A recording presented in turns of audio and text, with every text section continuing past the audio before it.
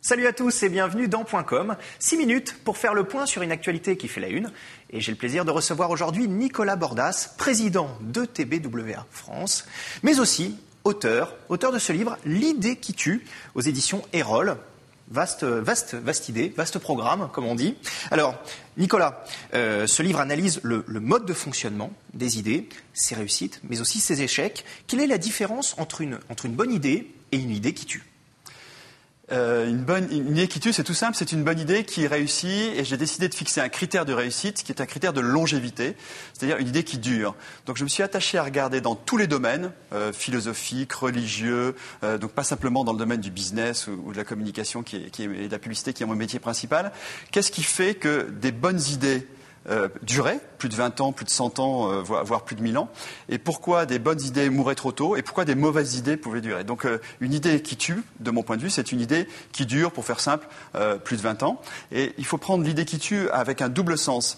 C'est à la fois the killer idea, comme disent les anglo-saxons, c'est-à-dire l'idée qui tue, ce qui veut dire l'idée qui réussit merveilleusement, parce qu'elle a fait le trou en quelque sorte, mais c'est aussi la démonstration que j'ai voulu faire dans ce livre, que toute idée, pour exister, par définition, tue une convention, tue une idée reçue, tue un élément de perception préalable. On ne peut pas établir une nouvelle idée durablement sans, au passage, tuer une idée, qu'elle soit bonne ou mauvaise, tuer une autre idée. Alors il y a un côté très, très étrange dans votre bouquin, c'est votre référence constante à la religion.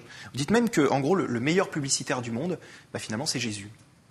Oui, alors c'est Jésus ou c'est Saint Paul, on pourrait discuter de qui est le porte-parole finalement qui est derrière. Donc je n'en fais pas ici un enjeu entre guillemets religieux. Par contre, la religion, par définition, c'est une idéologie qui dure. Alors, je m'attache à plusieurs religions, je ne regarde pas que le catholicisme et le christianisme, mais il est exact qu'il est très intéressant d'observer à quel point un certain nombre de pratiques pour la diffusion de l'idée religieuse sont aujourd'hui des pratiques qui sont, comme on dit en anglais, proven successful, qui ont prouvé leur succès depuis toujours et qui marchent sur des petites choses, que ce soit votre idée d'association pour votre ville ou parce que vous voulez lancer un nouveau produit, vous avez l'idée d'un verre cubique, comment je le lance ?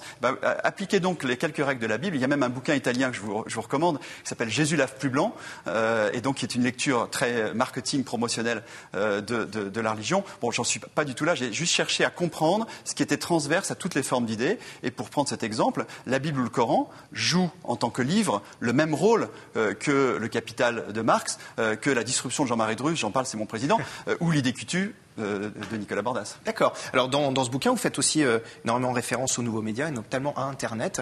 On a un internaute qui a souhaité vous poser une question. On la découvre tout de suite à l'écran. Regardez. Alors actuellement, citez-moi un exemple d'une idée qui tue. Là, aujourd'hui, dans notre époque. Alors, il y en aurait beaucoup partout en politique, dans le sport, dans l'actualité, etc. Mais je vais choisir l'exemple de ce qui, à mon avis, va être l'idée qui tue 2009. Ce que je lance, c'est pas juste un livre. Il y a un blog qui est un incubateur d'idées qui tuent, où chaque personne, y compris ses internautes, peut, en ayant une phrase qui commence par et si mon idée tuait l'idée d'avant, en quelque sorte, et si j'avais une bonne idée.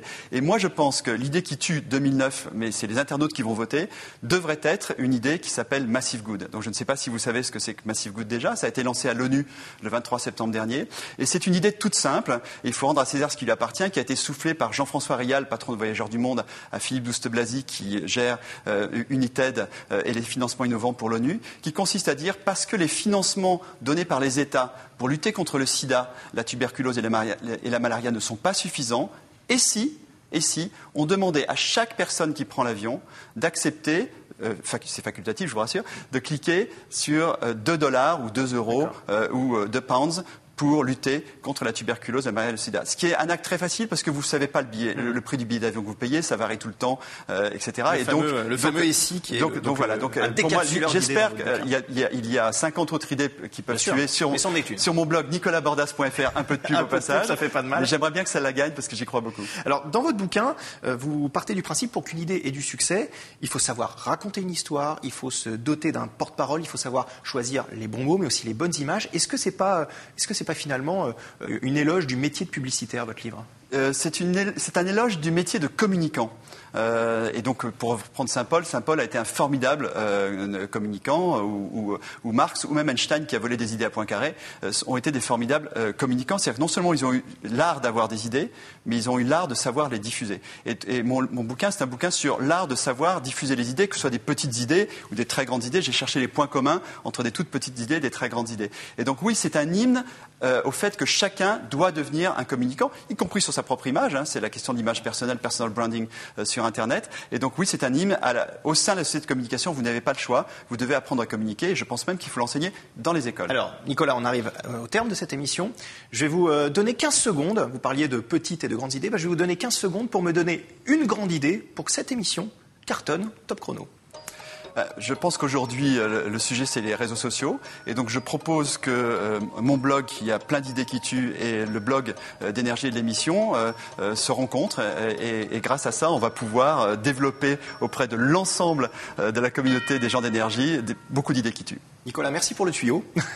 En tout cas, merci infiniment d'avoir été avec nous. Je rappelle que vous êtes président de TBWA France, mais aussi de l'ACC, l'Association des agences de conseil en communication, mais aussi auteur de ce livre, L'idée qui tue, aux éditions Erol. Et quant à nous, on se retrouve demain avec un nouvel invité pour un autre point com. Ciao.